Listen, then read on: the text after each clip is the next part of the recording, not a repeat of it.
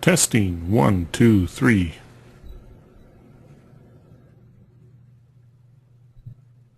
The broadcast is now starting. All attendees are in listen-only mode.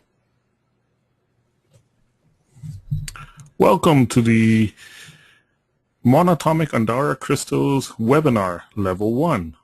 Now, before we get started, I'm going to test out everyone's microphone or audio connection. Now, I can see Claire is here. So, Claire, if you can raise your hand and I'll turn your microphone on.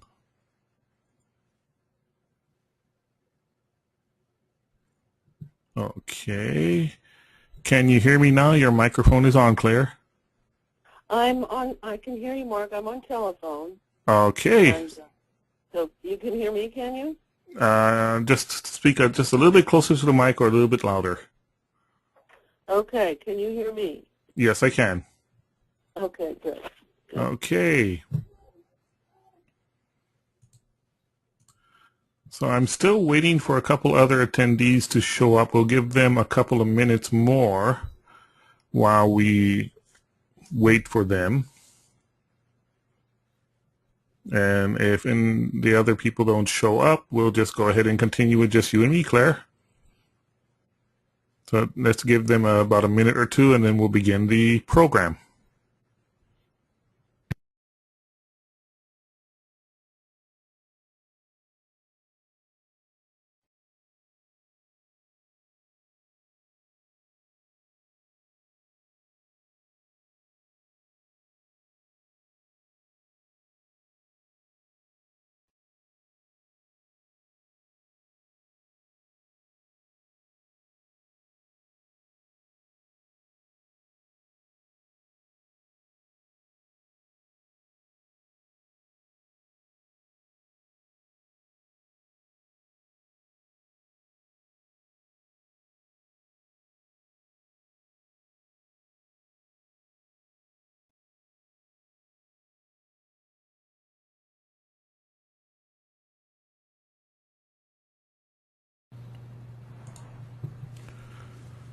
Just a question for you, Claire, while we're waiting. Did you ever figure out what the problem was with your laptop and the microphone? You know, we think that there is actually something wrong with the Planetomics. It's called a virtual phone booth. Mm-hmm. Because while it worked with my husband's when he was calling into the company, as soon as we went to remove it, it blew his speakers on his computer too. So we're going to have to, you know, and then we left town again. I'm so glad to have vacation over with this summer. It was almost too much. As wonderful as it was to do all the traveling, it's nice to be home. But we need to get back in touch with Planetomics and then Toshiba and figure out how to replace the sound board or sound whatever part that has blown out. Because as soon as we unplugged that from his, it started screeching just as mine had done. We Oh, both my have goodness. Toshiba netbooks, and yes, and so we have to keep the volume muted, you know, on our speakers. Or Yeah. it shrieks just when you have to turn it on, you know, just for anything. Oh, my goodness. So, Sounds like some kind of backfeed going on. yes, so we'll have to keep researching that one. So I'm calling in on my phone, and I'm still using my computer, you know, for the visual. So that's what it is. Oh, Beautiful pictures. it is what it is. It is what it is. It sure is. It sure is. Well, I don't think the other people that have signed up, there's two other people that signed up, and I know one of them got called away, so he can't make it, but he's going to get the video recording.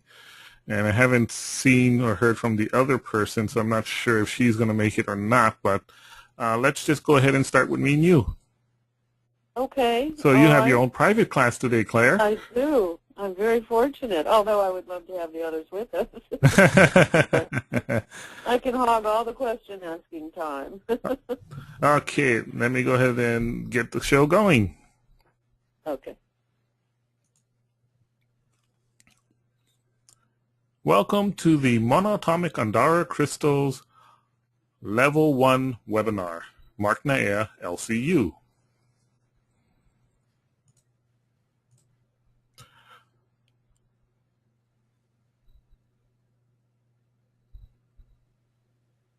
Aloha and welcome.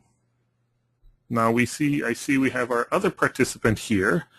I'm going to quickly ask her to test her microphone as we continue into the program. Hello, Dorothy. Can you hear me? Hi, Mark. I hear you very well. Thank you. Perfect timing. We just started. I know I couldn't get on the internet before. I don't know what happened, but hey, here I am. Okay, we're good to go.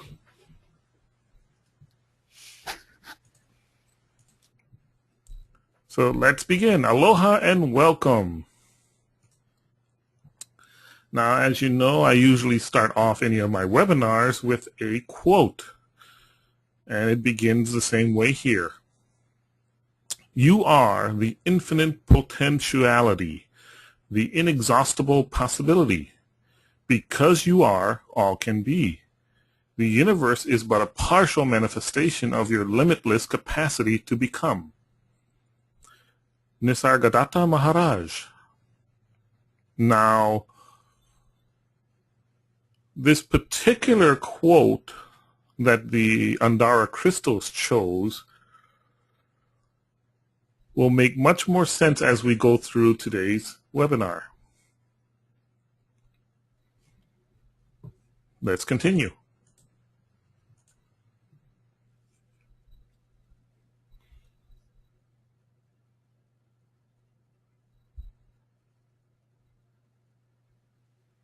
Today's schedule. Part 1, Andara History. Part 2, Monatomic Metaphysics. And Part 3, Use and Modalities. These are the subjects that we'll be covering today in the Level 1 portion of the webinars that are being presented. Part 1, Andara History.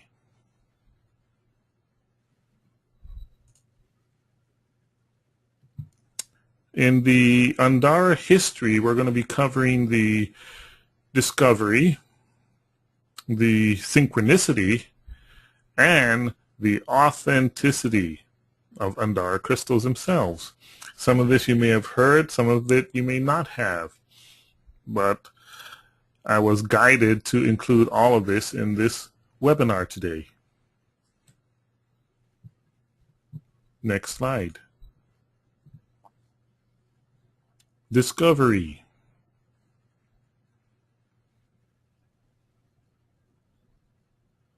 It was back in 1967 when the first Andara crystal was uncovered by Nellie Morse Thompson, otherwise known as Lady Nellie. Now, Nellie passed away last July and was a most wonderful person. Now, back in 1967, she had, or still has, property within her family up in the Sierra Nevada mountains near Donner's Pass. And as an Indian shaman woman who was trained by her father, she knew about all of the different herbs that she would collect on her property up there to do her medicinal work. Now, part of her medicinal work was upon herself. As a young girl, she had picked up certain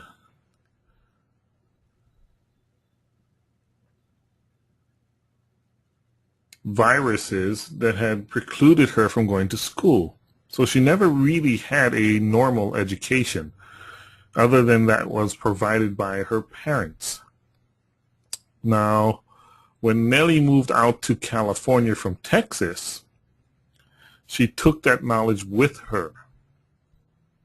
And as a healing woman and healing shaman, she knew of the energies of the earth and the land. And while walking her property up in the mountains in 1967, she came across a green crystal laying on the ground. And it was the only crystal that they found that day. So she brought it down the mountain with her. It was a few years later when a psychic friend of hers who was having dreams of this green stone that the Andara crystals were discovered as a very potent and healing crystalline energy source. Now, the psychic friend told Nellie she needed to go up on a mountain and get more. And Nellie said, there isn't any more. And she said, no, I have a dream, and there's a lot more up there. And you need to look where you find white powder. And Nellie said, oh, I know about those white powders. So later, Nellie and her family, her children, went back to the property and started looking for the veins of the white powder. And there they found the Andara crystals. Between the 70s and the late 80s, over 900 pounds of Andara crystals were mined. And in mid-80s, I'm not exactly sure what year, if it was 85 or 86, there was an earthquake in California that caused a landslide on her property, which covered the area that the Andaras were found in. Now, when you think about 900 pounds, it sounds like a lot of crystals. But for someone such as myself who has gone to the shows and knows the weight of the crystals themselves, 900 pounds is a tiny amount. Especially when I know of several people that have crystals ranging from 50 pounds to 150 pounds. And you can see 100-pound Andara crystal, you'd have 9 of them, and that would be your 900 pounds. So there wasn't very many to be found on the land at that time. In the intervening time between the 70s and the 90s, a very, very small circle of people knew about the Andara crystals. In fact, it was small, so small I can count them on both fingers on my hand. That's how little people knew of them. And the reason why I say a small circle of light workers began to work with them is because it really consisted of about 6 or 7 people. And it was a journey, and you shall see why I use the word journey in a second, or an Andara journey that they were on.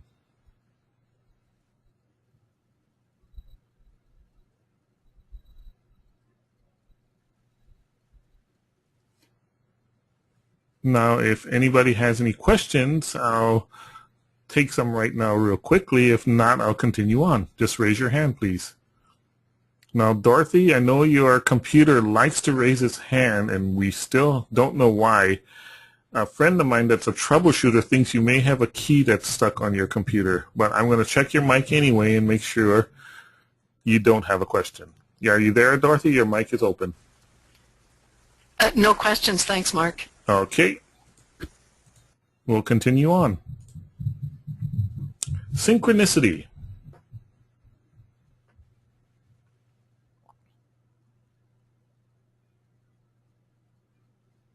In the mid-1990s, another landslide uncovers new Andara crystals that were previously buried. This was about the same time that that small group of light workers were beginning their Andara journeys. In 1995, a friend of mine by the name of Patrick Bailey, who is the president of Medicinal Nutraceutics, that's his second company. With him, he is a researcher and a botanist and a health maintenance biologist. There's so many ways to describe him, but he was very, very big in the health industry and designing and coming together with properties of how vitamins and nutrients could be put together in a way that did not change their underlying health structure or molecular structure, so that you'd have ultimate or your best absorption of those health issues. Now, he developed vitamins, he developed supplements, and one of the things that he worked with was Monatomics. Now, in 1995, he had just recently returned back to his home from a conference by David Hudson. Now, remember this name, David Hudson. David Hudson was a farmer who had this white powder on his land. And whenever it got too hot, there would be a white light explosion and the powder would disappear. Now, he had no idea what was going on his property. So he had some soil samples taken and he had the white powder analyzed. Now, during the analysis, and this is all discussed at this seminar, the equipment came back that there wasn't anything there. Now, the scientists knew there was something there. We got the white powder in front of us. But the machines could not measure it. Well, the next thing that David Hudson did was take that to different scientists all around the world, trying to come to a conclusion on what is this on my property. And finally, the breakthrough came in Russia, of all places. And that what he had was monatomic minerals. Now, David calls them ORMUS, or orbitally rearranged monatomic. I can't remember what the O stands for. Orbital systems, something like that. But when you do look up that, it's basically monatomic minerals, single atom elements of gold, silver, and the platinum groups. Now, when Patrick returned from this seminar that he had gone to, a friend of his, and this is where the synchronicity starts to kick in, because Andaras are very big in synchronicity. A friend told him of an Indian shaman woman who had healed herself of her illnesses and was healing others of their illnesses with this very, very special herb that she collected off of her property in the mountains of the Sierra Nevada mountains. Now, that herb that she was working with at that time was called Kame Rose.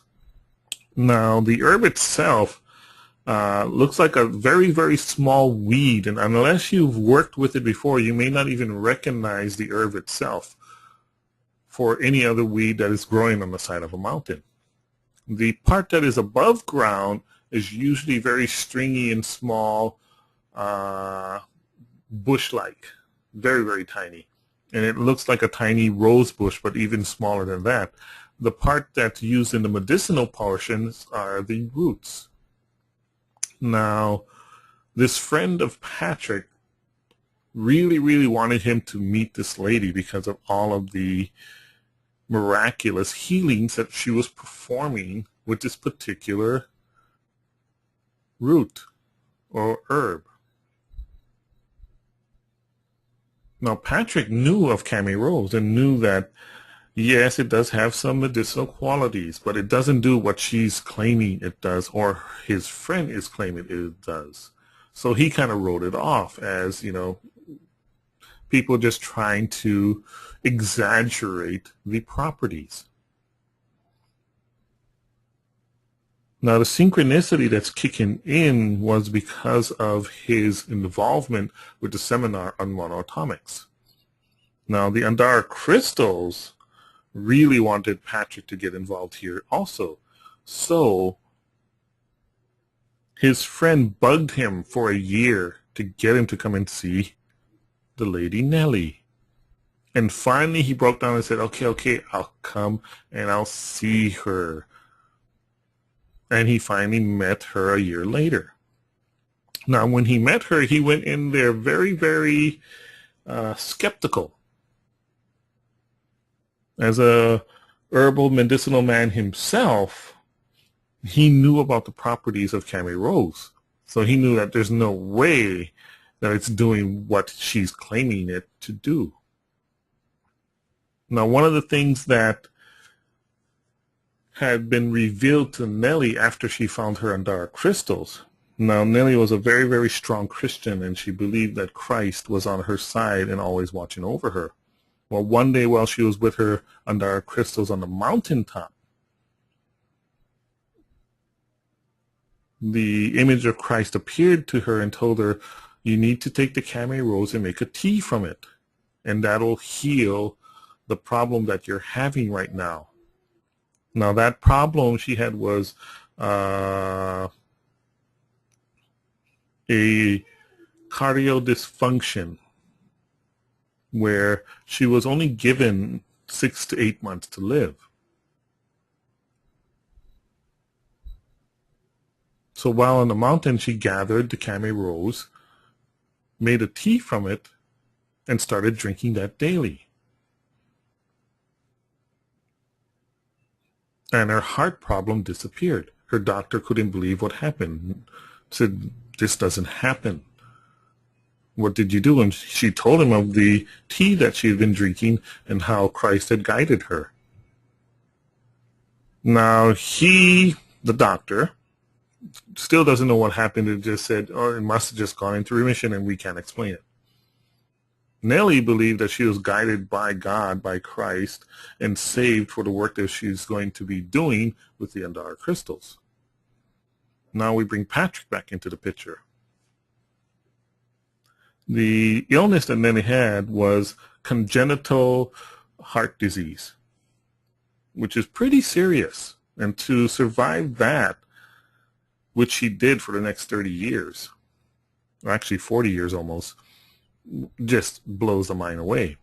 Now, when Patrick met her, he had heard of this, and you know, from the scientific standpoint, even though he was a healer and understood the energies, he still couldn't quite wrap his mind around it. So he started asking Nellie some questions. Oh, what is it that you take? Oh, Kame rose tea. Well, where did you get it from? From my land in the mountains. Okay.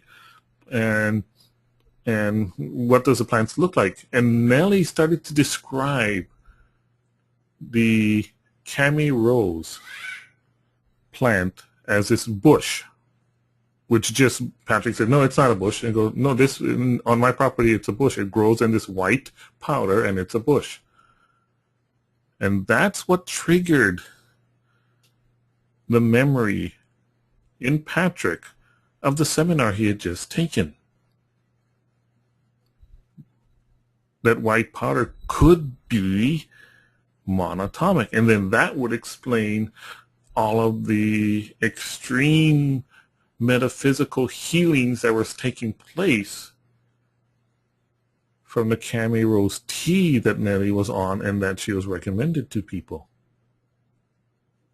So Patrick immediately asked Nellie, can I go to your property? I want to take some samples of the plants and some samples of the soil. And Nellie gave him permission.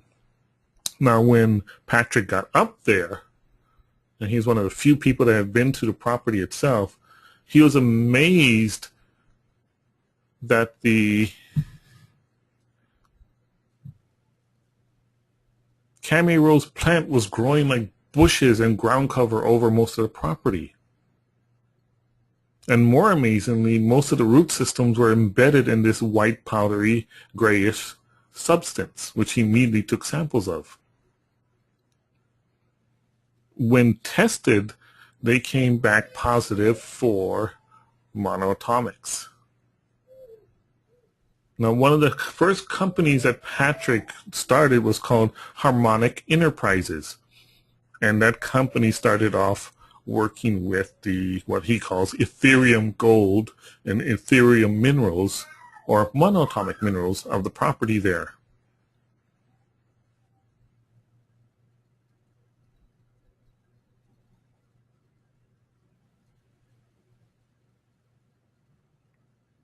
And to this day, his company still produces and sells his Ethereum gold products, with several different scientific testing showing the effects that the monatomic minerals themselves have upon the human body and mind and consciousness. Now we go to 2002 to the present. In 2002, or I should say 2001, a tiny little store was opened on Kauai in the middle of the Pacific Ocean. And that store was called Life's Treasures. Now, this particular store was completely different from most any other retail establishment on the island, because in essence, it was a metaphysical healing store that was disguised as a gift store. The reason being that as a gift store, it would be friendly and open and approachable by everyone. But once you came in to the store itself, you were presented with a wide array of products that would run the gamut from the mundane to the metaphysical itself.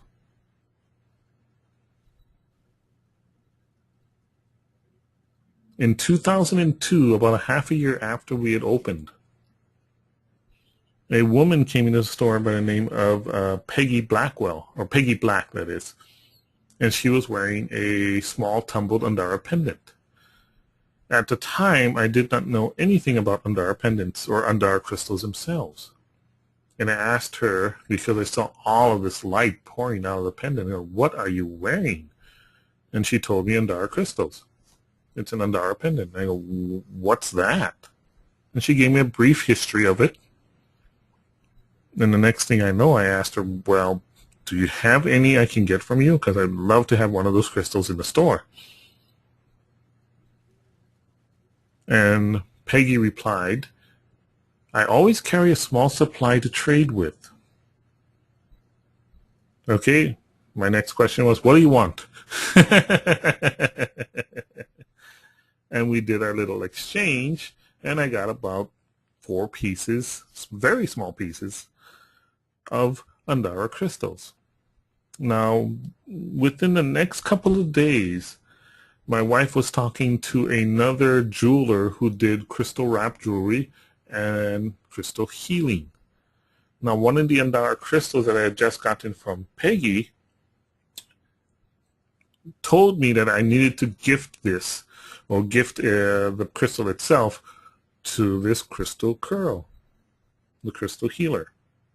So I interrupted my wife and her and said, oh, I'm sorry, but this crystal is for you. And she looks at it and goes, oh my God, is that an Andara crystal? I said, oh yeah, yes it is. And she tells me, I've always looked for one just like that in that shape, because I do laying on of stones and I do healing work, and I always needed one just like that. And then she looks at it and says, you need to get in touch with my friend who's in California, in Santa Cruz, and she has Andara crystals in her shop, and you need Andara crystals in your shop too. So she makes a phone call, and we get in touch with that person. Now, that person was being supplied by Nellie's representative at the time. And it just so happens, and his name's Bob, he was coming to Kauai in a week. So we contact Bob, and he's like, yeah, I'll bring some for you guys too. So within 2 weeks of the Andara crystals walking into our store, we were connected with Nellie's representative and started carrying Andara crystals.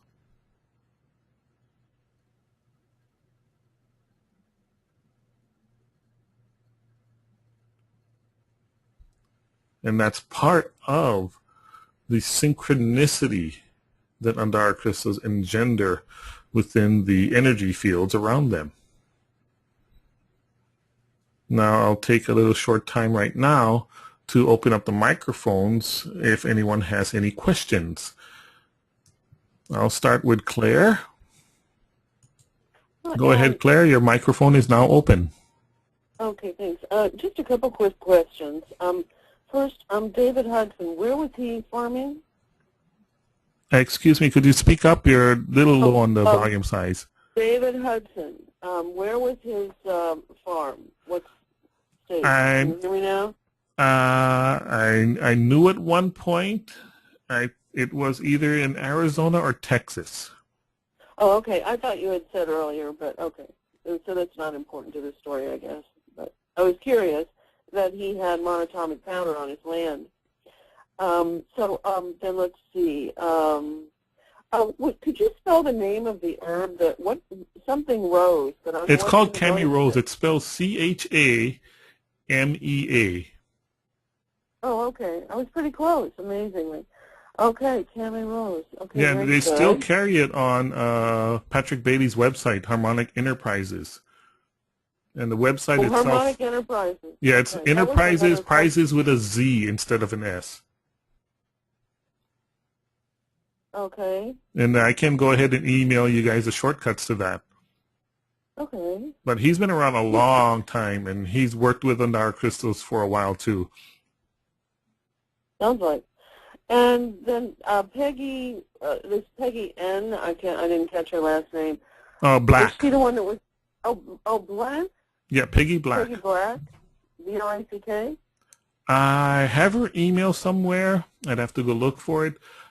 She's That's out my of maiden name, I California. think. She's a sound healer, actually. Oh, okay. And And she's she the one would in come to Santa Kauai Cruz? once a year. Is she the one in Santa Cruz? I couldn't tell you exactly where she's at because I know she's moved a couple of times. Because there's a fellow down there that works with the crystals and also with, oh gosh, I can't think of his name right now. But anyway, he does a little bit of work, and he does sound. He makes sound, does sound healing as well. Well, anyway, very interesting. Thank you. Thank you. I'm hi, Dorothy. This is Claire. Hi. Okay, Claire, let me check with Dorothy now. Dorothy, can you hear me? Your mic is open. Yes, I can hear you. I'm just sitting here holding my crystal, my Andara crystal, and I've had some very interesting healing experiences with it, but I did want to know more about them, so I'm really appreciating this story. You're going into it very thoroughly, and it's very interesting. Well, thank the you. Synchronicity especially. It's total synchronicity. I've been in the heart of it for like years and years now, so I have a very unique view of everything that's going on. And as you'll see as we continue on within the seminar, more of the information as it's going to come out, because as you know, not Mark is actually not doing this, so I have no idea what kind of information's going to be passed out in any of these things, other than a general format, as you can see from the slides within the show themselves. Well, I'm amazed at the synchronicity, and that's what brought me to you, and that's what put this crystal in my hands. Well, in that case, let's go ahead and continue on.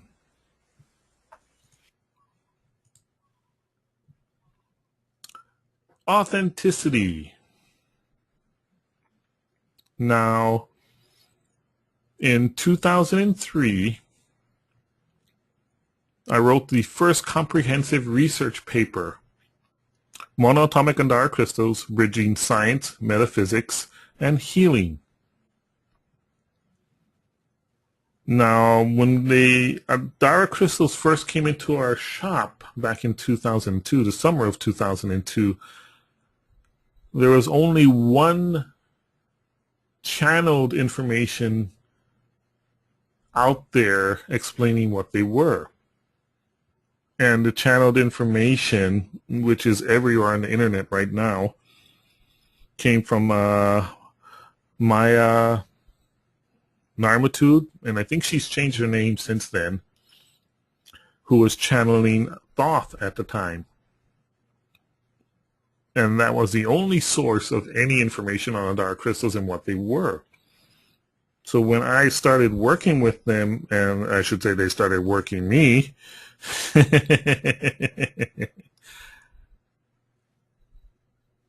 synchronicity that they provide and that they connect with started to happen all over the place, of my finding out all the information about Patrick Bailey, my finding out all the information about Monatomics, my finding out all the information of how Andara Crystals themselves are the transmuted form of monoatomic materials through either the use of high temperatures or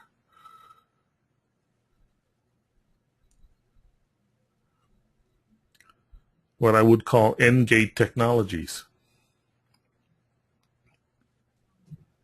Now, that particular term will be gone over in the next higher level seminars because I just don't have the time in this format to go over N-gates themselves. I did send up one post that mentioned them shortly. Now, when I first read the channeled information, some of it I felt was accurate and some of it I felt that wasn't accurate. The parts of the channeled information that I felt wasn't accurate had to do with the claim that there was an accident. And as I know without knowing, there's no such thing as accidents.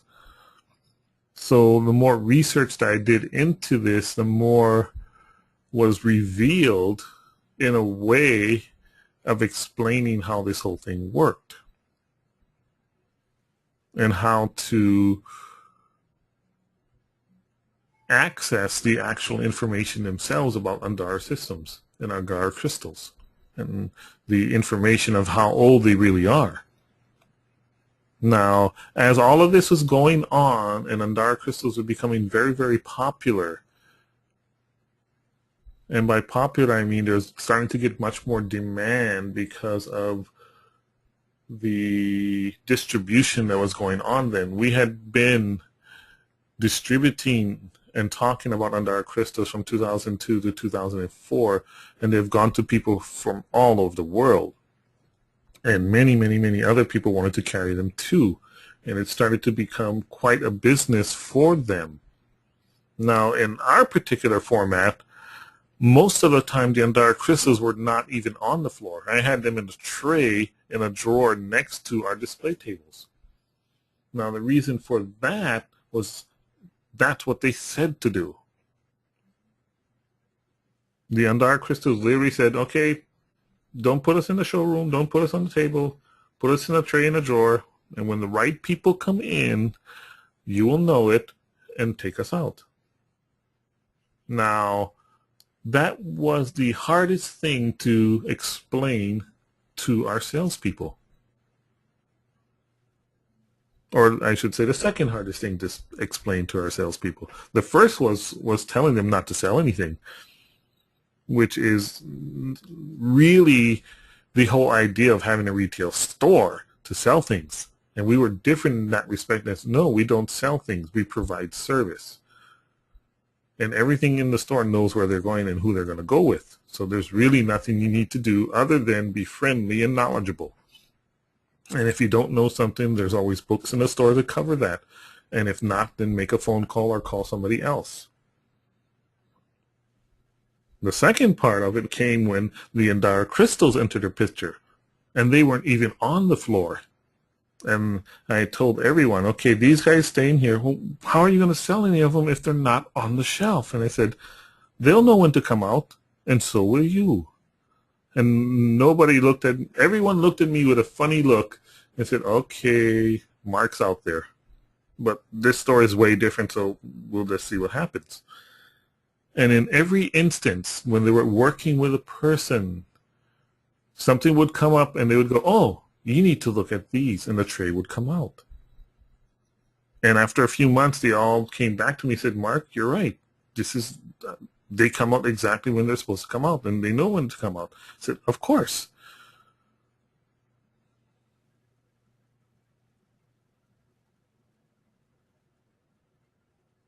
Now, in late 2004, we were approached by several different people. And this is where we get into what I wrote about on my post on the secrets about what was going on behind the scenes of the Andara on Power, Prestige, and Andara crystals. Now, within that post, I was talking about the authenticity subject of Andara crystals themselves. Now, late 2004, several things happened. One was there was one person on Kauai that really, really, really wanted to break into the healing modality market and become well known as a healer on Kauai.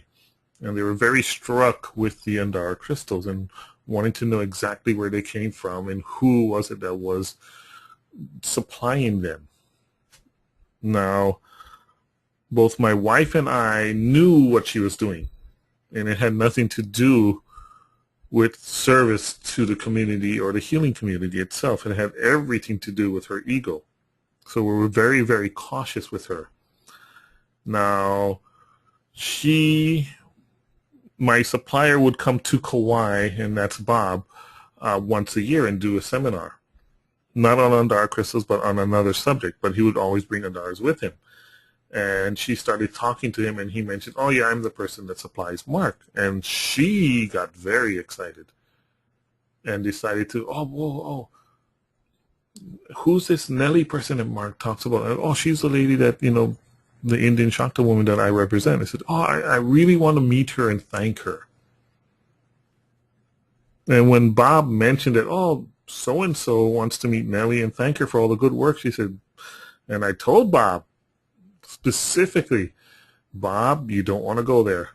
You really don't want to go there. He says, why? I said, she's not what you think she is. She is not, the projection that she's giving you is not what's really going on. But Bob, following his script, so to speak, took her to the Lady Nelly. And immediately things changed for Bob and his relationship with Nelly because of the fallout from this one person and everything else that was going on. Now, this person had started to import Indonesian obsidian. And one of the reasons why she wanted to get in touch with Lady Nelly was to have Nelly authenticate their imported crystals as Andara crystals. For one thing, Nelly never authenticated them. He said the most she said was they may be related, but she never authenticated them. Now, when I was approached later with the same offer of carrying these Indonesian obsidians as Andara crystals, because they were starting to claim them as Andara crystals, I said, well, before I can make any kind of commitment to them, I need to, one, see the crystals, and two, I need to have some kind of reports from the area that it was located in. I need to know whether or not they found any monatomic materials, monatomic dust, or ethereum powders, as they are called, within the property or the land that these obsidians came from. Now, at every turn, nobody could tell me where this obsidian was coming from other than it was Indonesian. I said, has the mine ever been tested for monatomics? Is there any white powder there? Is there any way to tell me the authenticity of the product itself and its location, whether or not it contains any of the monatomic materials that I'm looking for that would indicate that they would be Andara crystals? And none of that was ever indicated or vindicated in any way. So I kindly passed on that particular crystal. By then, they were importing thousands of pounds of it into the U.S., and they were distributing it under several different names. One was Indonesian Andara, another one was Aqua Lemurian Andara, a third was Aqua Lemurian Andara. They're also known as Aqua Lemurians or Lemurian Andaras. It became so convoluted on all of the different names that this obsidian was being marketed as.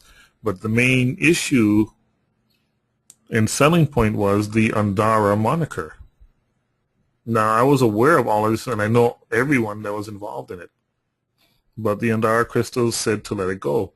In the meantime, the supply of authentic Andaras from Nelly had been dwindling over the years to the point where by 2006, I had very, very little. I'm at points I had no Andaras for 6 months to a year at a time because there were just not that many being found on Nelly's land. All around me, there was marketers selling what they claimed to be Andara crystals,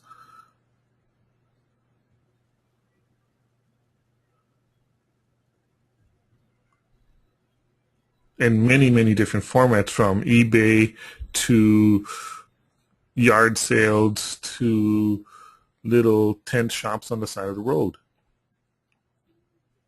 And again, I was approached, even up to the year 2007, I was approached by another person claiming to have this wonderful blue glass-like stone that has been really, really doing good with the healing community up in California. The second person, again, could not tell me the location of where these are from, nor could they tell me the mineralogical makeup of the crystal itself. Again, I quietly declined to carry that particular stone. Within months, that person had contacted the one that Bob had trouble with, so to speak, and together they formed a new, what's the word I'm looking for?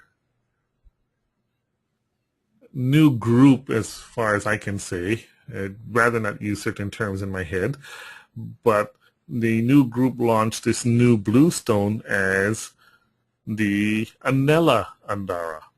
Now, Anela is Hawaiian for angel.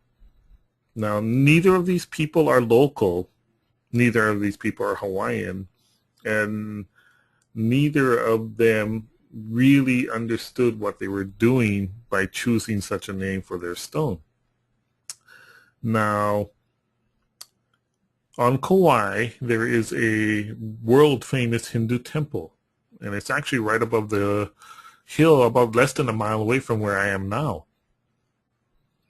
And in this Hindu temple, this one person had donated a Anela stone, or Anela Andara as they called it, to the temple.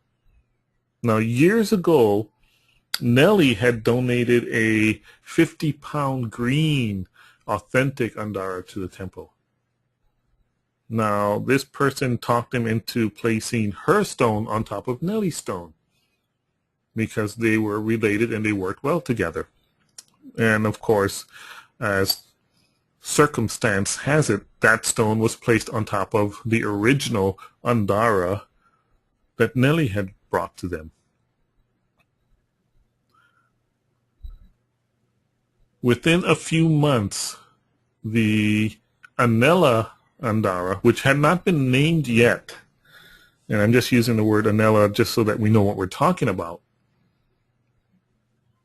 exploded. And I have friends that were witnesses at the time that the stone was sitting on top of the Andara, and it literally exploded from its central portion inward and outward into a few hundred pieces. Now, from that we get the birth story of the new Anela stone, which is very, very good marketing for these people who use the incident as a marketing tool to show the birth of a brand new consciousness, or the Anela consciousness as they called it, into our world. And that was why the stone shattered.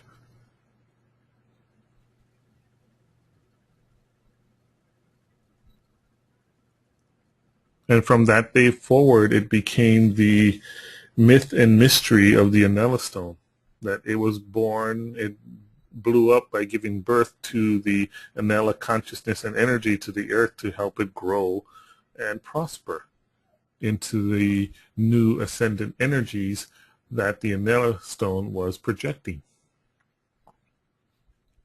Now, as I read this, and this was only a few months after I talked to the originator of the blue stone, who had no clue what the stone was and would not tell me anything about it whatsoever, whether its location or its mineral content. And they came up with a legend story for it. And I just shook my head.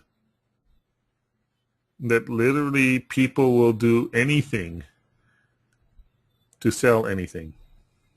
Now, there's way more to the story itself, which I'm not discussing and not naming names on, just so that the energies that are being released within this webinar are just factual in itself and cannot be attached to any one person or any one thing. The universe takes care of itself. There's nothing for me to do whatsoever. So again, even though all of this is really silly from my whole point of view, because it's so easily debunked,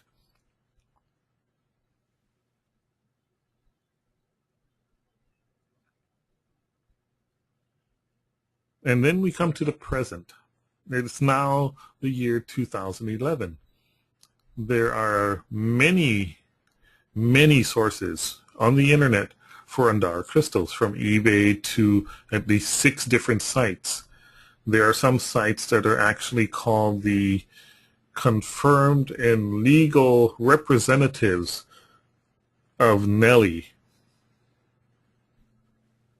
And there's other sites that claim that they want the licensing distribution rights from this entity for Nelly to sell authentic Andara crystals in their countries. I know of 3 countries where this is happening in right now. And I've been contacted by all of them. Because whenever you do a internet search on the Andara crystals and you stumble upon, so to speak, my website, you'll see that I have over 20 articles and all of the esoteric and other information on them. Now, it's not that I chose to write any of this. They chose me to write it. Or I should say, they wrote it and I got to watch it happen. Again, it's still very, very, very amusing to watch all of this happen. Now, one of my very, very good friends is Mickey Magic. Now, Mickey has been with Nelly since the beginning. Over 30 years he worked with her.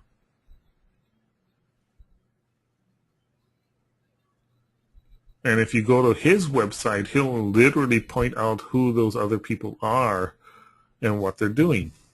Because he's very upset of what they did with Lady Nelly and how they took advantage of her in her time of the last years of her life. Now, he's one of the few people I consider an authority on Andara crystal. In fact, I know only about 5 people that I would consider authorities, and none of them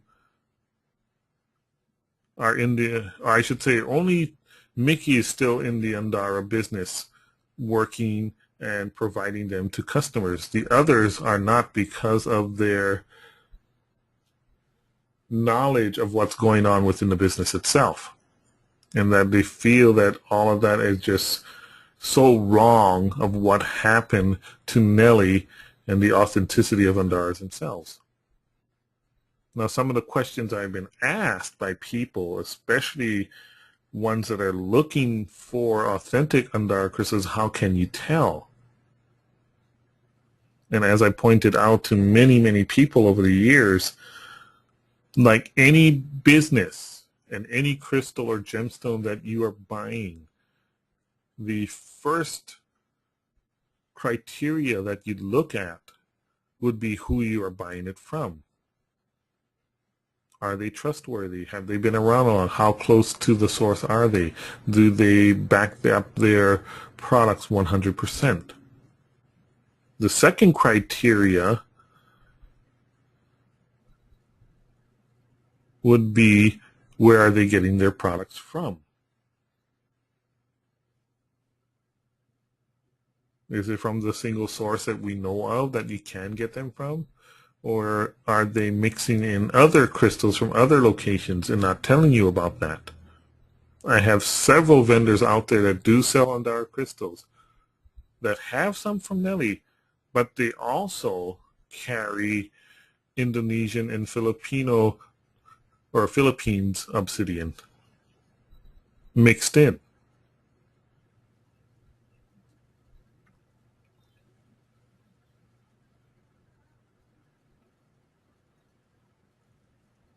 Then the third criteria that I bring up is, what have these people written about their Andaras and their experience, and what is their history with the Andara crystals themselves?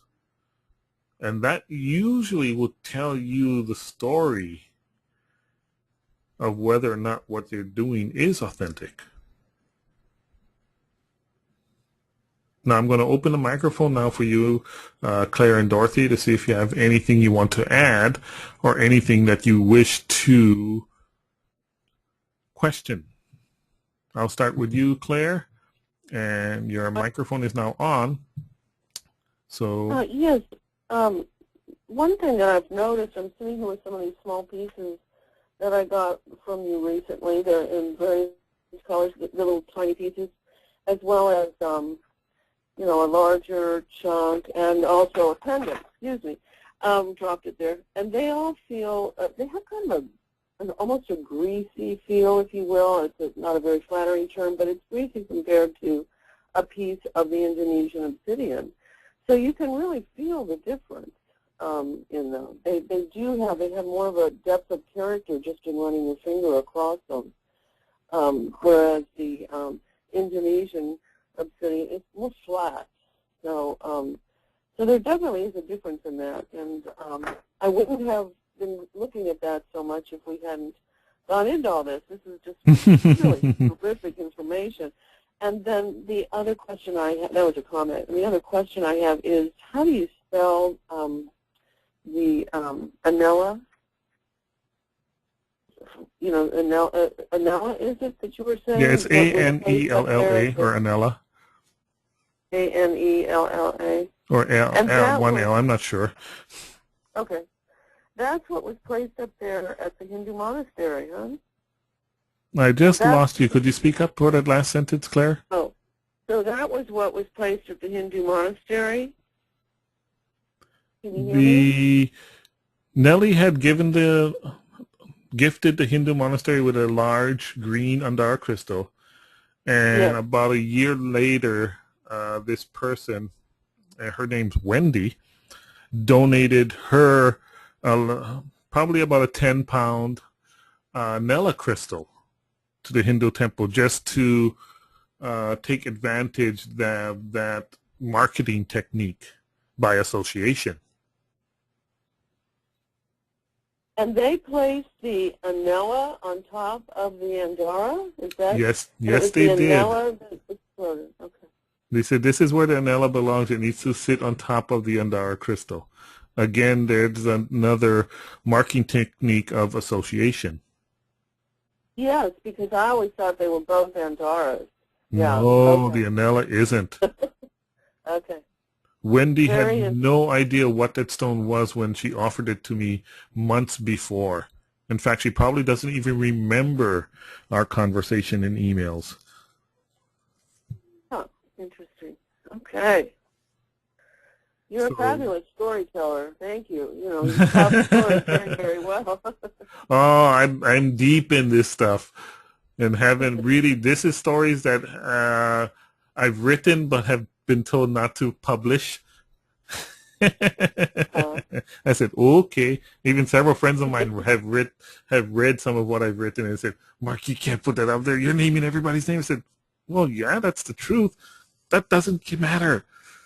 I said, okay, I guess I'm not supposed to publish this yet. Yes, yeah, yes. That's the word, yet. Yeah.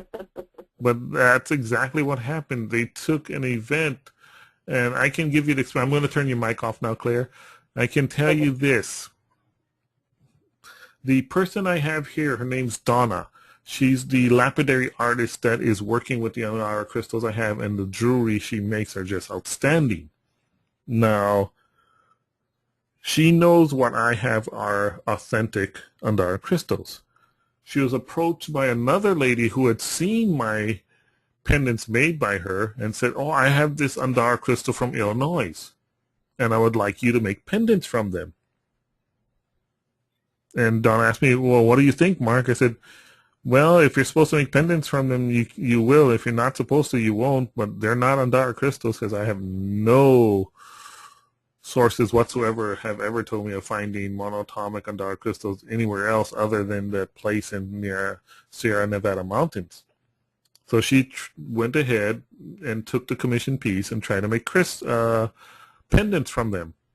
And the funny thing is, every time she went to polish any of the obsidian, and that's the best word I can use for them, they'd break. And then she tried to polish another one or make another pendant, and it would break too. They'd slip out her hand, and we're talking when you're working with lapidary machines, these are wheels that have grinding surfaces on them. And even the Andara crystals were not happy with her having those there. They kept slipping in her hands. Now, the difference between the authentic Andaras and the obsidian is this. The Andaras were not happy that obsidian was there. And they were showing it and telling her that because every time she tried to polish them, they would not polish correctly. And when she tried to work with them, they'd actually slip out of her hand, get slammed into the metal wall of her grinding machine, and come flying out without any breaks in them whatsoever. The obsidian, on the other hand, would slip out of her hand, fly into the metal, and shatter, which completely blew her mind. Said, wow, the Andara should have shattered. It's slamming straight into steel, and yet it bounces off with no marks, no nicks, no breakages, nothing. They're just trying to tell her that, you know, we don't want you working on these so-called claimed Andara crystals with us here because they're not Andara crystals. And she knew that after a while and finally told the other person that I can't make any pendants for you. They just won't make it. They just won't work. I've tried and tried and tried, and none of it is working, so I need to return your material back to you. And now she understood, because even Donna herself was very skeptical when she went online and saw all of these different colors and different vendors of so-called Andara crystals. And she called me, she called Mickey on it, and I tried to explain to her about it. There's a big difference between obsidian and Andara crystals. And now she knows it for a fact by working with them that there is a huge difference between Andara crystals, or I should say monatomic Andara crystals, and everything else that pretends to be it. Now I'm going to open the microphone for you, Dorothy. Are you there, and can you hear me? Yes, Mark. Wow, this is really interesting. I wanted to ask you something. I don't have any comparison for the Indonesian obsidian because I don't have one. But of course I have my Andara. What I've noticed about it, particularly since I did the last seminar, is, you know, on the Lemurian crystals how there's many like tiny little lines, like, which seems to be information. Well, in my Andara crystal, there are many more lines like that, almost like scripts, that were not there before when I first got it. Yep. And there are also visions that I see it one of the visions which is very, very clear is it looks like a lady, female, like working over something, and in the background there is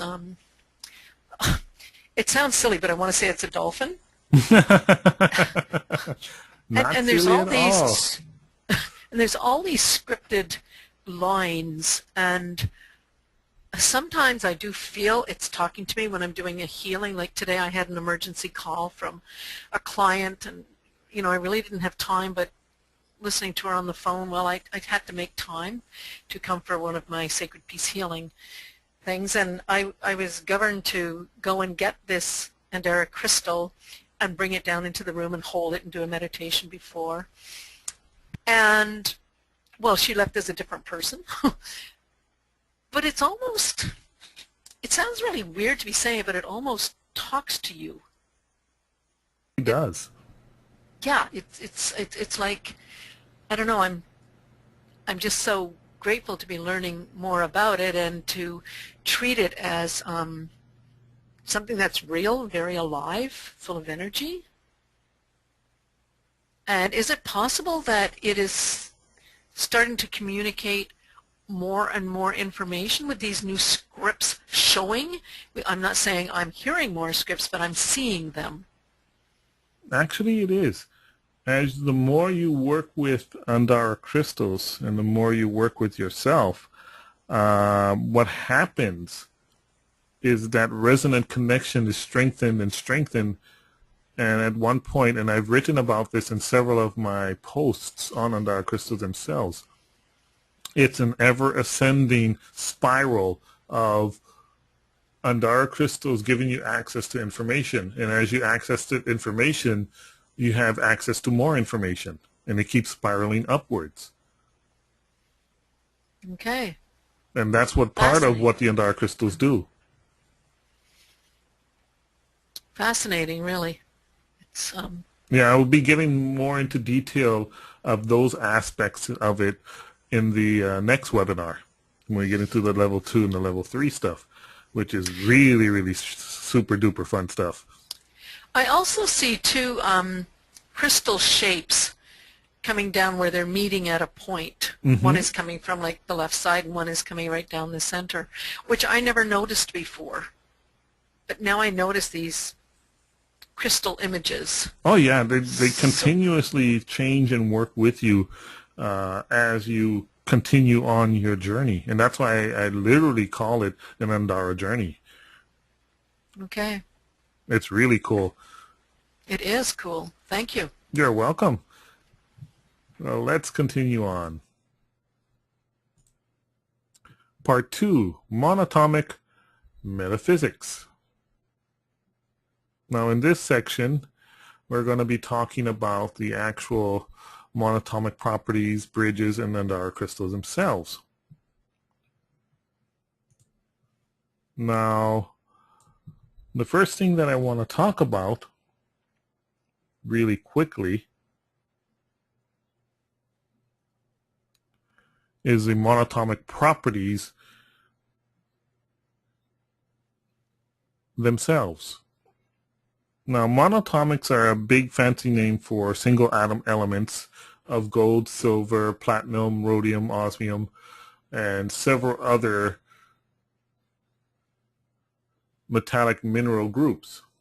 Now, to give you an idea of what monatomic materials look like, if you've ever accidentally broken a fluorescent light bulb, the white powder that coats the inside of it is monatomic mercury. Now, how did they make monatomic mercury? Well, in the process, and here's where synchronicity comes in again. While watching TV one night, back when I used to watch regular TV, there's a show called How Things Are Made, or How Is This Made? And that particular night, they're showing how fluorescent bulbs are made. And in the process of making a fluorescent bulb, they take a glass tube and they put in a drop of mercury, and then they shoot a lightning bolt of 100,000 watts. Now that 100,000 watts lightning bolt instantly vaporizes the mercury into its monatomic powder form. Now, as a monatomic powder form is no longer a metal. As a monatomic powder form, it has no properties whatsoever like its original state of mercury. And in that same respect, all monatomic metals are exactly alike. They do not show any of the properties of their metallic form whatsoever. Now, within the monatomic golds and monatomic platinum groups and silver, all of them are partly here because of the way that they are molecularly structured, and partly not here. Now, what I mean by that is, if we start to look at things down to the quantum level, we understand that all materiality doesn't exist. It is all what we see are the possibilities of the materiality reflected within this reality that we experience and interact with. At the monatomic level of monatomics themselves, they are partly in this dimension and partly within the realm of what I call the possibilities. The next term that I use is monatomic bridge.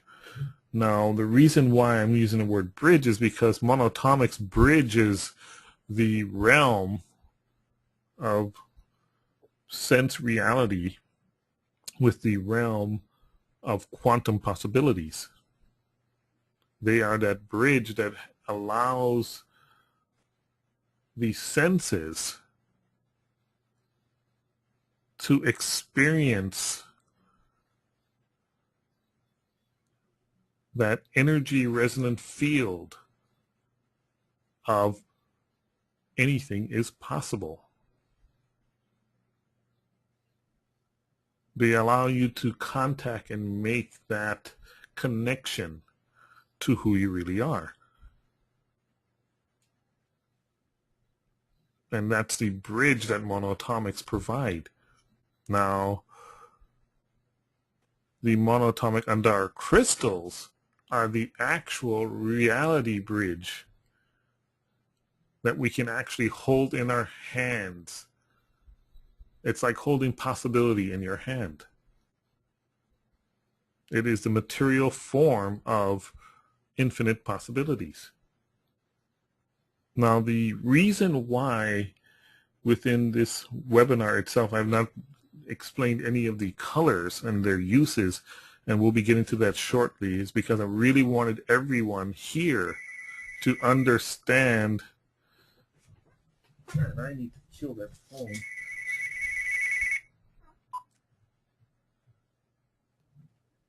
Okay, sorry about that, folks. Hold on a second.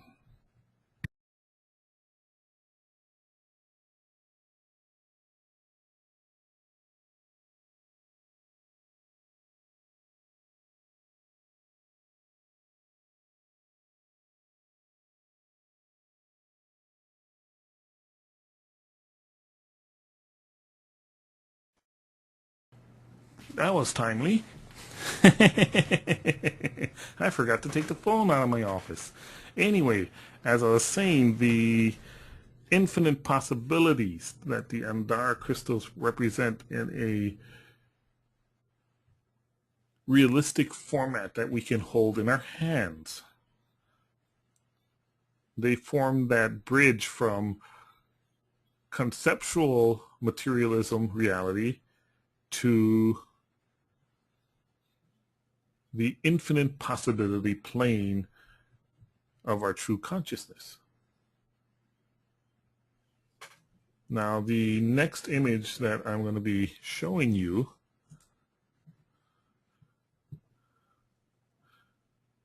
And this is the, again, vector equilibrium or cube octahedron, which is the heart of the molecular structure of not just Andara crystals, but of monatomics themselves.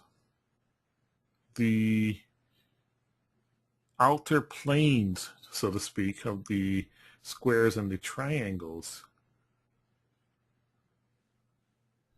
are the materialistic sensory perceptions that we have of reality, whereas the inner planes or the inner vectors are all equalized in an equal length, going towards the center of who and what we truly are, of connection back to source.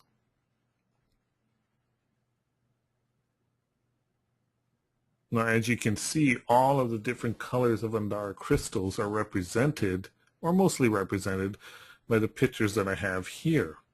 And all of them are the materialistic form of monatomics in a glass-like structure. But as monatomics, their properties are unlike glass in any way whatsoever. They're unlike obsidian in any way whatsoever.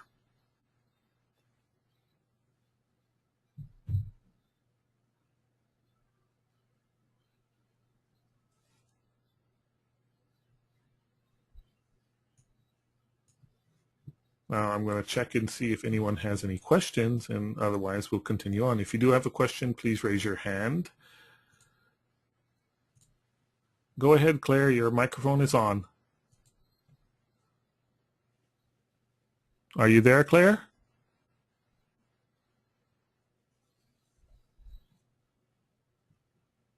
Mark, are you there? Okay, I can hear you now. Okay, sorry, I had muted before on that one. What did you call the symbol in the middle of the page again, please? There's actually two names for it. The geometrical name is cube octahedron. Okay. And the other name is from Buckminster Fuller, is the vector equilibrium. Uh-huh. Okay, thank you. Okay. Any other questions? Huh? Let me check with Dorothy now. Dorothy, the mic is open. Do you have any questions? Mark, I was just wondering, is there any difference in the color frequency of these crystals? Yes and no. Oh, that's your favorite answer. It's the only answer. Okay. Actuality, the color differences themselves are more of a resonant visual state than an actual resonant energy state. Now, what I mean by that, or what the universe means by that, is that there are certain color forms that are resonant with certain people in a visual spectrum, and that they are drawn to that because that is the resonant color or resonant frequency that they need to balance themselves out. Now, the underlying resonant energy form is that of the monatomics and the vector equilibrium. But not everyone is resonant with that particular energy source. So the Andara crystals and their attendant Andarans and the Lemurias have all been working together in a way that much, much more of the population within the dream will have access to the energies of the Andara crystals themselves by being projected within many different colors within the color spectrum itself. Well, that's cool.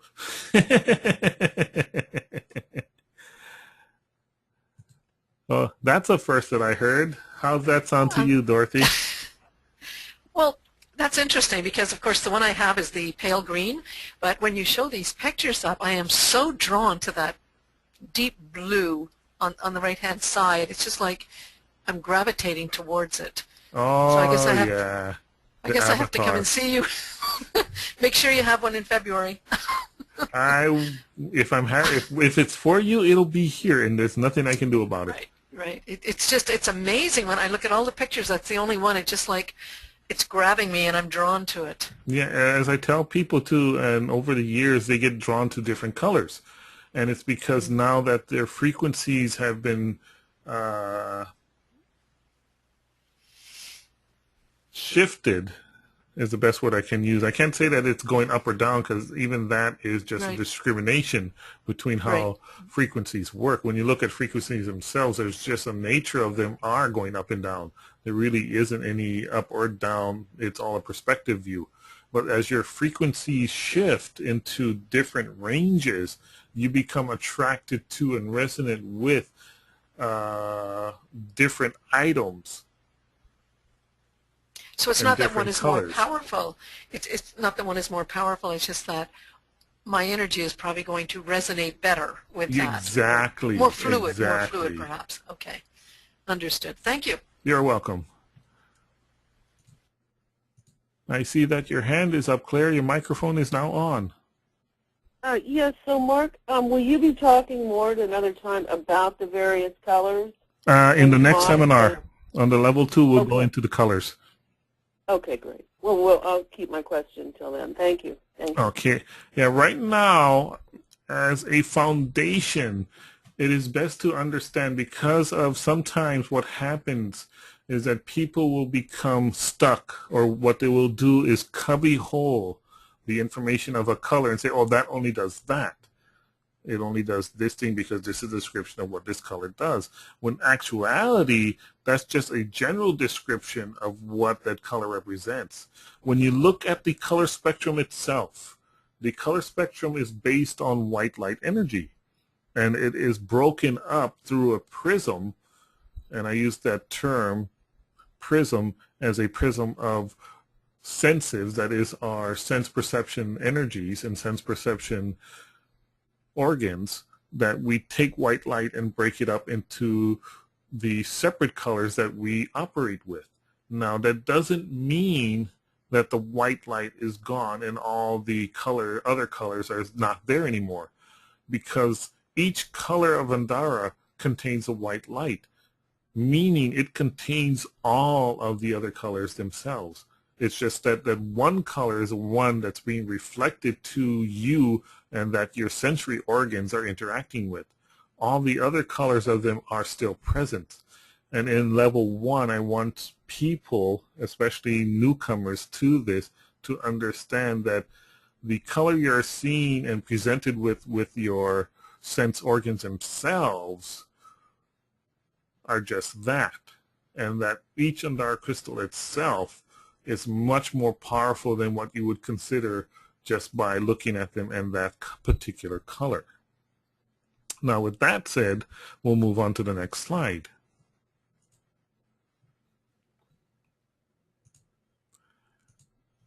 Did you have another question, Claire? I saw your hand go up. I do, actually. Thank you. It's more about how we got such an array of beautiful colors in such a small area and quantity of material. That's a huge array of colors. You know, if you were to go to a mine for any other stone, I just can't even imagine finding such an array of color. And so I'm curious about how that happened. Well, with the Monatomics themselves, and this goes into the crystallography of all colors of crystals and gemstones themselves, all colors that you see in gemstones, from rubies to sapphires to emeralds, are all based upon their mineral inclusions. When they have no mineral inclusions, your crystal or your gemstone will be totally clear. When you have a mineral inclusion within that gemstone, you will get color. Now, off the top of my head, and this may be wrong, but I know that certain colors and certain minerals are related to each other. If a gemstone has iron in it, the color range can be anywhere from orange to black. If it has titanium in it, The color ranges can go into the blues to the light blues. When you look at rubies, rubies themselves are exactly the same material as sapphires. They're both in the corundum family. And yet there's a huge difference in colors between ruby, which is red, and sapphire, which is blue. Now, sapphires actually come in every color in the rainbow. They go from clear to blues, yellows, greens, purples, and reds. But if it's red, we call it a ruby. And all other colors of corundum are known as sapphire. And it's all based on the metallic inclusions within the gemstone itself. Now the same thing goes for Andara crystals. Depending on the monatomic mix of materials, and this is anywhere from gold, silver, platinum, osmium, rhodium. There were 70 different monatomic minerals found in the soil samples that Patrick Bailey had done back in the 1990s, mid-90s, that he was just amazed at all the different monatomics that were there. And that's where all of the different colors come from when you start to look at the monatomic Andara crystals themselves. Now, I haven't mentioned this too often, but there are several other places that I know of that monatomic crystals come from. It's just that you don't very much see them. One of them is in Africa, but it's in a diamond mining area. And I've actually seen pictures of large, giant green boulders laying on the side of the road that nobody touches because they think of it as just obsidian glass that's worthless. And they're more after the monatomics, not monatomic, they're more after the diamonds themselves. And the area is such that to go in there without any type of military guard from the person that owns that diamond mine is to be shot at. The other place that recently has come to my attention through another customer is Pakistan. From the mountains of Pakistan, an Andara crystal came out of there. And that's another story. But there are other places where Andara crystals has surfaced. As far as I'm concerned and what I've been told, wherever there is a gate going into the radiant reality that we are going into, you're going to find what I call, or what was called prima matra materials or monatomic materials. And wherever there's monatomic materials, you're going to find monatomic Andara crystals. I hope that answers your question. Is there anything else, Claire? Your mic is open. No, I'm still just amazed that so many colors would have, we'd have that kind of specific mineral content to get so rich colors in such a small area. Yeah, it just depends on the mineral content. If a certain percentage of iron, a certain percentage of gold, and a certain percentage of platinum, they will give you I get it now. huge variety of colors. Monatomic property. Okay. So then that would be more monatomic. If there's more monatomic gold in one piece or more monatomic platinum in one piece, you'll get a certain color. If there's more mixtures of rhodium and platinum and osmium, you'll get another color. If it's mostly just a small percentage of gold and more percentage of silver, you get another color. And it just goes right through the spectrum depending upon those percentages. And when you have a palette of over 70 monatomics, that's a huge color range you can work with. Wow, yeah. And the powders are singular anyway, right? I mean, if you would please just one more time say that monatomic means single. There's single atom elements of metals such as gold, the platinum group, osmium, rhodium, silver. Even mercury, lead have their own monatomic equivalents. As we know, mercury, which has been zapped with 100,000 volts, creates monatomic mercury, which is the inside of all of your fluorescent light bulbs. Right. Well, okay. Well, you've given me a lot to ponder in the next week because I won't be back on again until next Saturday. But this is great. I'm loving this. This is fabulous. Thanks. Thank you. Thank you. You're welcome. And just want to check back with you, Dorothy. I saw your hand was still up, but I know your computer plays with you. No, this is me playing. It's really weird. I'm finding it really weird as I'm looking at these images. Like, I see things in them. And can these images talk to you just from an image when you're not holding a stone? Yes. When you're not actually, because, well, just very, very briefly, I lost my 15-year-old Bijan a week ago today, and anyways, that blue stone, like, the more I started looking at it, that whole dog came out. Oh, cool. The whole thing. I mean, I'm looking at her, and she was white and it's blue, but I see her eyes, I see the ears and the little black nose, and I'm saying, oh my God, am I going like crazy? Can these things, is that telling me something? That's the bridge to the possibilities that there is no such thing as death. Ah. There's only change in form. Because I'm only seeing it in the blue. But I'm seeing other visions and other stones. But Each stone has a little bit of different modality and energy, and that's part of what Andara crystals do. It's almost like a photograph, Mark. I'm telling you, it's like I'm looking at it and I'm saying, oh my God, she had a dye job. Okay, this is like really weird for me, but. Oh no, that's not even close to weird yet. Oh, it gets. You are on a fast trip to the Twilight Zone. I know, I'm getting concerned. Oh, it's Anyways, fun. It just becomes more fun. Well, actually, it's making me feel really. It's almost. Anyways, it doesn't matter. It's just like weird, and I hate to ask that question out loud, but it was important to me, so I had to. So forgive me. No, you're supposed to say that, so that people who view this later on will go, "Oh, wow, is that cool?" Yeah, to me, it's miraculous. It's all miracles, and the miracles are every day. And what you're holding in your hand as you hold it on our crystal, or even because of their monatomic makeup and their access to that plane of possibility, the Andaran crystal plane, the pictures themselves carries that bridge. And that's a cool thing. It is cool. Unexplainable, but cool. But maybe one day I'll understand it better. Okay, let's go ahead and move on now, folks. Thank you, Dorothy. Part 3, use and modalities.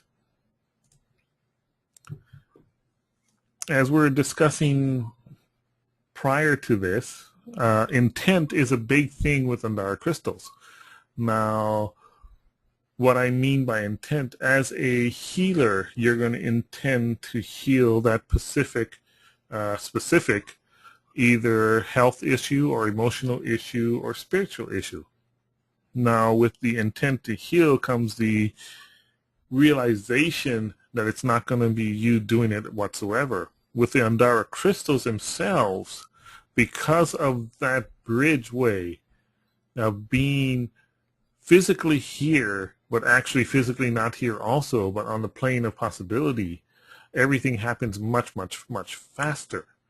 They are connected and bridged to source, so that the information that you need for that session or the healing energies that you need for that session is almost instantaneously available and bypasses what you would consider the idea of needs to be some kind of time for this thing to happen and heal in. Within source that the Andara crystals are always in contact with as a bridge, time itself does not exist. Now, I have many true life stories of how Andara crystals have bypassed what we would consider the operational part of reality that is based on a linear time format. And that one's intent and the source that Andaras connect to brings about such a miraculous change within the perceived reality of both the health giver and the recipient.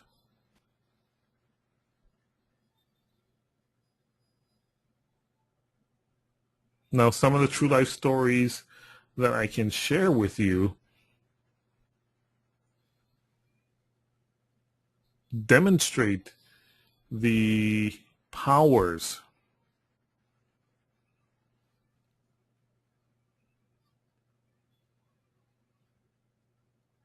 that the Andara crystals themselves have access to.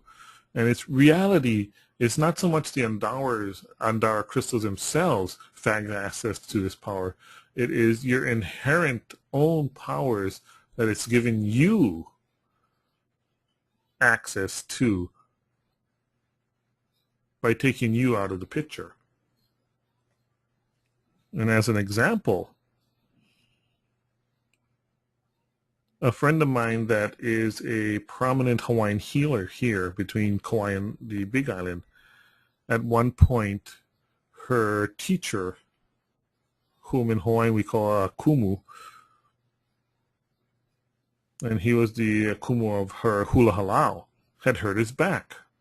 Now, within hula are many, many people that are drawn to it because of all the not just spiritual, but healing practices that go within a halau itself. So there were many healers within the halau, and halau means the actual group that belongs under and aggregates under this particular kumuhula. Now, after he'd hurt his back, everyone within the halau itself were giving him different treatments and different remedies from their modalities, and none of them worked, and his back was still bugging him. Now, the friend of mine had actually bought an Andara crystal for him, but hadn't given it to him yet because the crystal said not yet. And she knew that the Andara crystal could help, but she was told not to say anything. So what she did was she placed the pink Andara crystal on a picture of her kumuhula and let it go at that, and mentioned nothing to him or nothing to anybody else within the halau. Now, she did that the night before. The very next morning, the kumuhula had this feeling that I need to go to so-and-so's house this morning, right now. So he drives over to her house, and she's surprised to see him. I said, "Oh, what are you doing here?" I said, "Oh, I just came to visit. I had this feeling I had to come and visit." And he comes in and they're drinking coffee, and he notices his picture with a crystal on it. And then he tells her, "You know, sometime last night, I'm not exactly sure when, but all the pain in my back disappeared."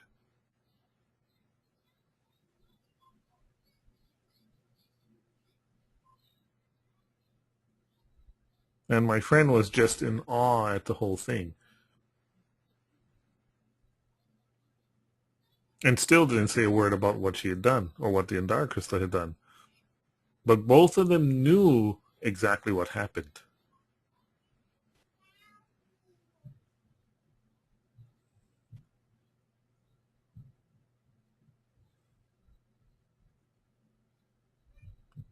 The other stories I have to do with synchronicity and how these things work out. Now, I'm not sure if you've heard this story, but a friend of mine was selling his home. And he had not had a chance to list it yet, but he did talk to a realtor on what was the exact sequence that he had to go through in order to sell his home and list his home. So when he talked to me about it, I said, "Well, you have an Andara crystal. Put your intent to sell your home into its field and see what happens," which he immediately did. And 1 week later, he still hasn't listed it yet, but he get a phone call from that realtor agent. And she tells him, "Bill, I need you to come to my office. And Bill says, what for? Well, Bill, I need you to sign the listing papers. Oh, why? Because I just sold your house for $50,000 more than you wanted. That's another synchronicity of events. The house was going to sell, but with the connection and bridge to source, it happened almost immediately. Now the stories will go on and on and on about this same type of experience with people having these synchronicitous events happening. Be it meeting people, be it healings, be it expansion of awareness, be it the connection to what we would consider the other side. As Dorothy just said, she just had this huge connection with her dog that had just passed away. And yet the Andara crystal, just a picture of it, the energies of the vector equilibrium of the monatomics themselves bypass what we would consider materialism. So even though it is a picture of an Andara crystal, the resonant energies are still there and still working and still accessible. And that was a very, very, very, very cool story that you just gave us, Dorothy, and I thank you very much for it, because it just highlights some of the things and uses that you can do with Andara crystals. Now the next image I'm going to show you, as we change screens now, this is a shot of a 79-pound green Andara crystal. It is just an amazing photograph from a very, very good friend of mine that has these on hand. He has several of these larger crystals, anywhere from 30 pounds up to, I think, 115 pounds. And this is a shot of his green Andara crystal done in a professional photography studio of a 79-pound green Andara crystal. And this crystal itself is over 30 years old.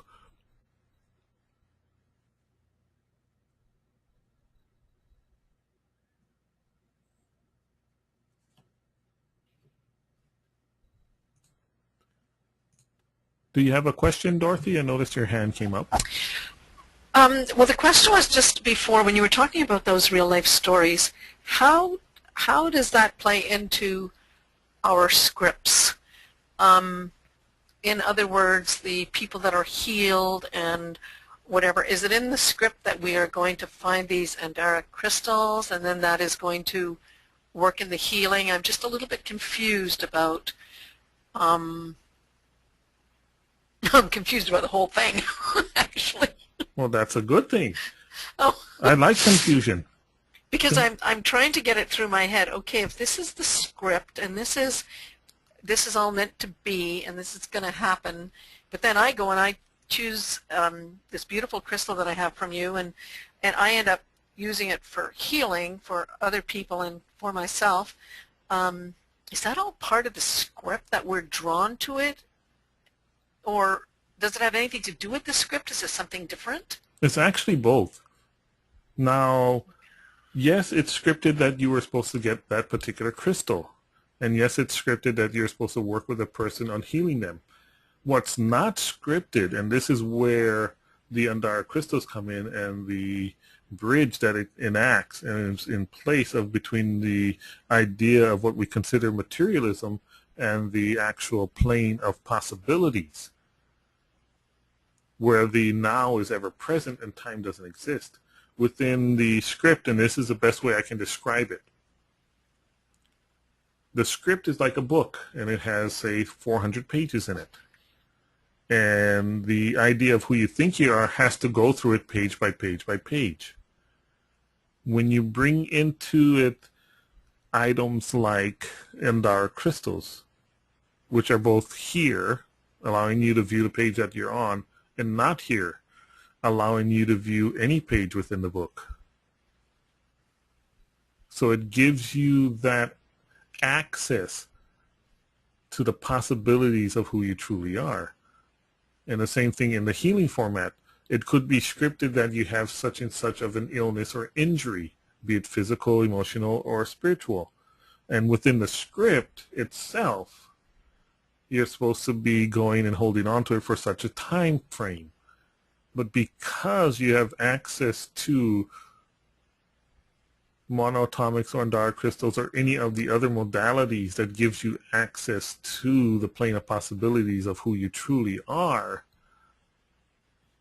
you can bypass all of the other pages and pages of the idea of time and heal almost instantaneously. This actually can be used to bypass even scripts within that are written, say to speak, of that lady that you told me of that broke her wrist. Right, right. And Andaras just bypassed the whole script and said, oh, we're done with that. It's going to be done with anyway, so we'll just take care of it now, in the now. What if I have an intent and it happens to not be in the script? Can I overrule the script by my intent? Depends on who it is that you're saying has an intent. Is it Dorothy that has an intent, or is it not Dorothy that has an intent? How do I know the difference? Do I feel it? Not Dorothy doesn't have any intents. Not Dorothy is intent manifest. Not Dorothy knows. Not Dorothy, it just is intent manifest, period. There's the only way I can describe it. Well, I guess I'm going to have to practice. Actually, there's no practicing. It just is, and you can watch that happen. And as you said today, you had a person that called in that needed help immediately, and you knew you had no choice in the matter whatsoever. Absolutely, I just felt it. That's not Dorothy. I knew it. Right. You just And she follow left a through different on that because it's just exactly what it is you're supposed to be doing.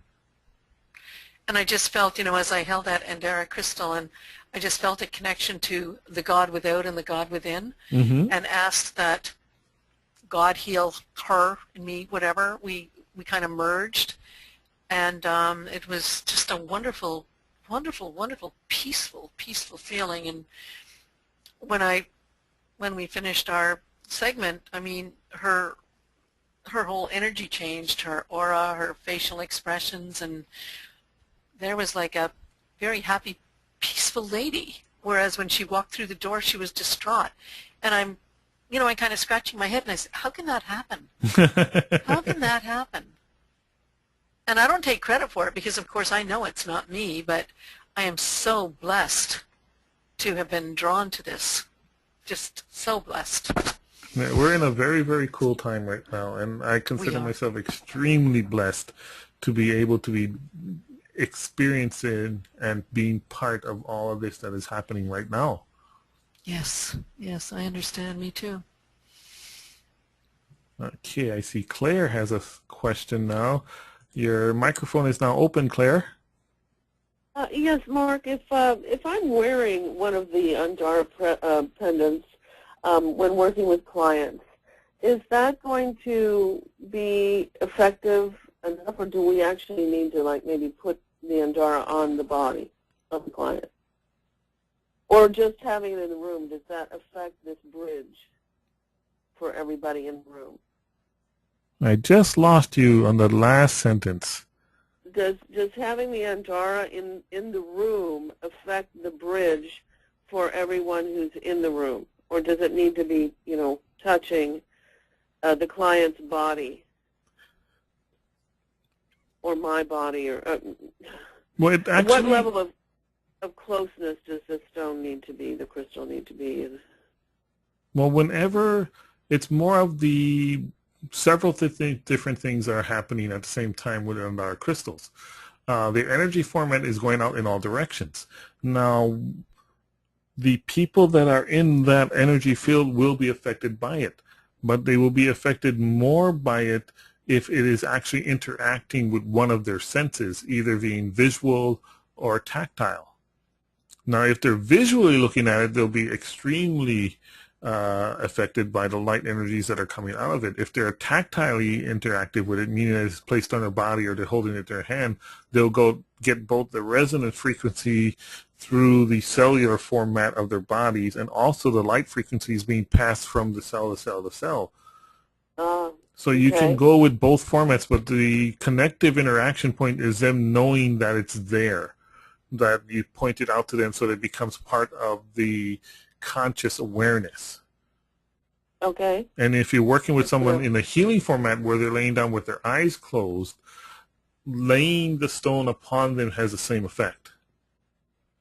Okay. Because that'll be the tactile connection that they're feeling, and that'll enter into their consciousness. But that said,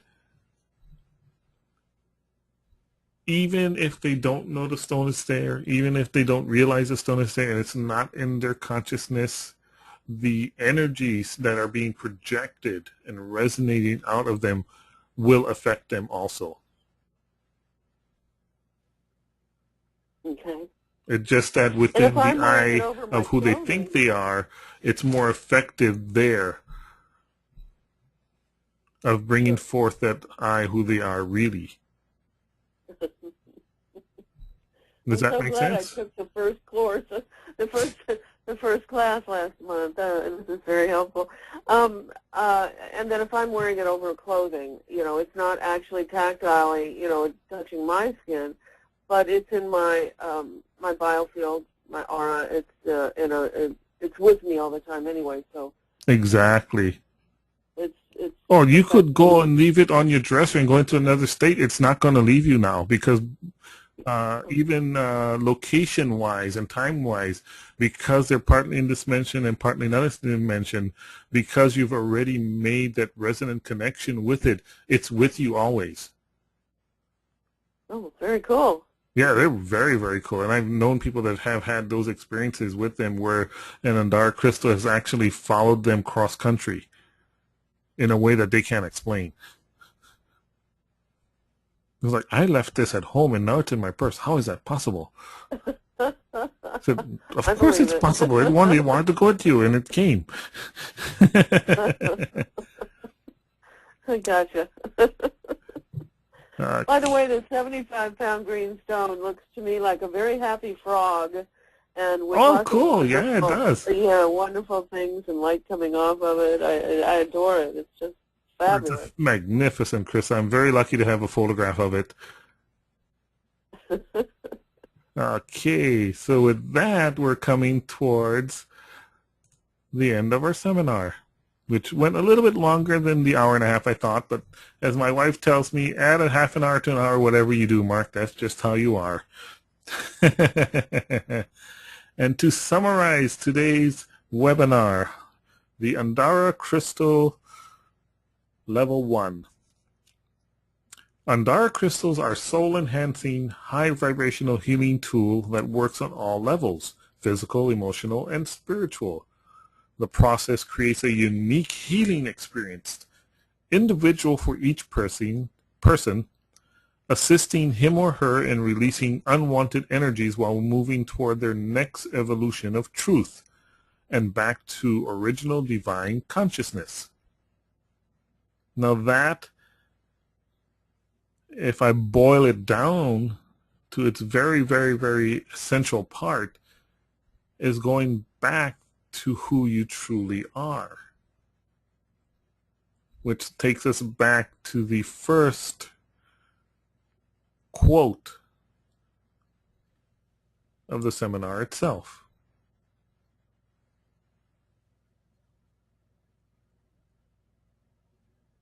Now with that, I'd like to thank you very much. I see your hand is up, Dorothy. Hopefully, can you hear me, Dorothy? Your mic is open. Yes, Mark. I just wanted to kind of say something to Claire in that when the person was healed with the broken wrist, I had the Andara crystal right on their wrist. But today, I just asked the crystal before she came to please give her a healing wherever it was necessary, because I really didn't know from a phone call where it was. And I just put it on a table in my healing room and didn't even mention to her that I had done that. And the healing was apparently done. So I don't know if that answers your question, Claire, but I agree. I don't think it. I think if there's something really physical, it helps to have it touching the person. Otherwise, I'm not sure. I think it just is very powerful just being in the room. And your intent, of course. I got your mic open. You can speak too, Claire. Oh, well, yes, thank you for that, Dorothy. Thank you. Yeah, that would make a lot of sense. If it, I could see where the broken wrist wants something very directly on it, and because you're knitting physical tissue, and yeah, and you want to start as close in as possible.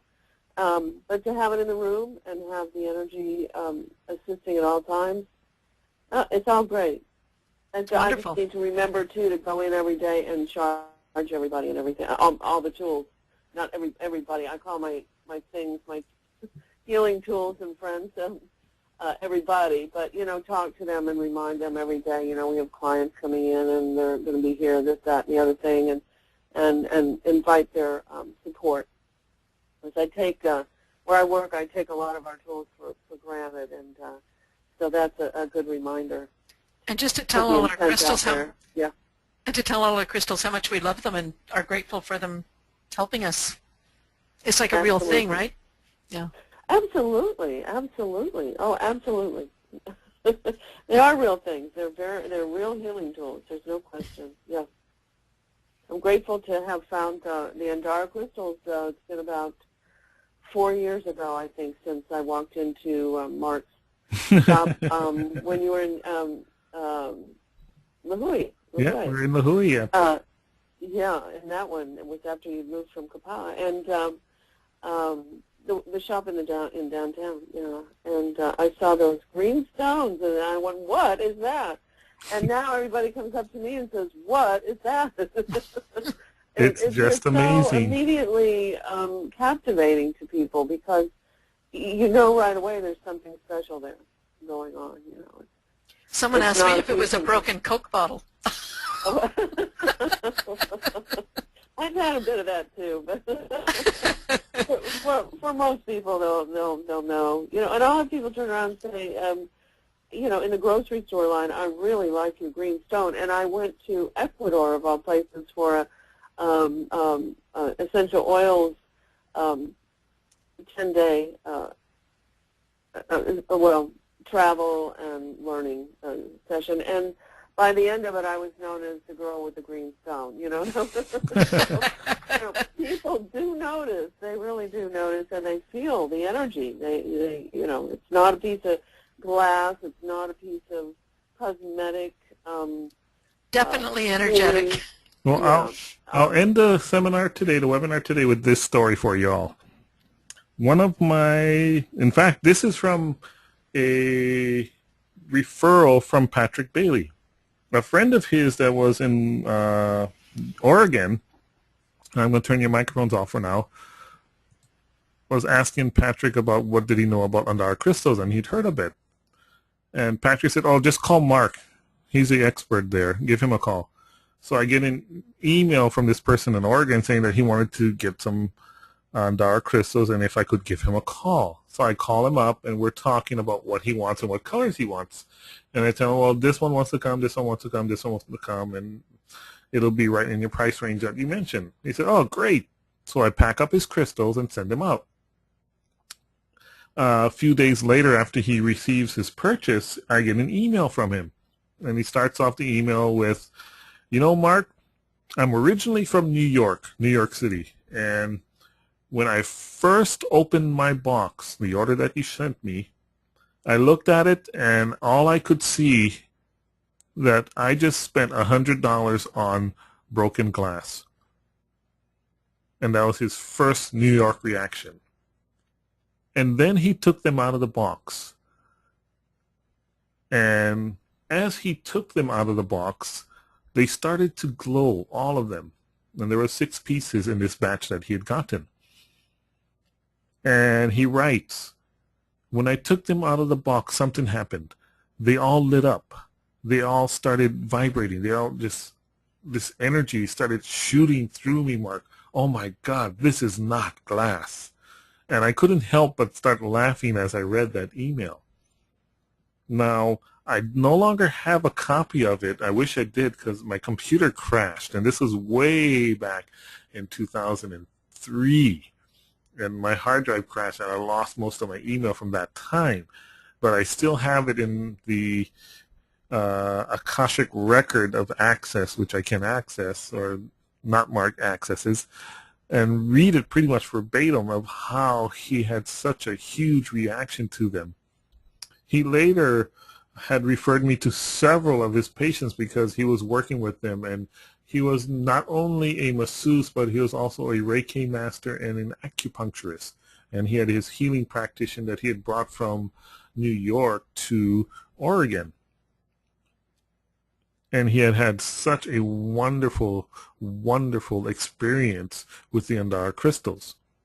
But even he, at first, when he first saw them, his first reaction was, I just bought $100. I spent $100 for broken glass. And then the Andaras kicked in, and oh my God, this is not glass. This is something completely else. And with that, I'm going to open your microphones one last time, see if you have any more questions, and if not, we're done. No questions. Just thank you so much, Mahala. I really appreciate it. Thank you, Dorothy. I'm good too.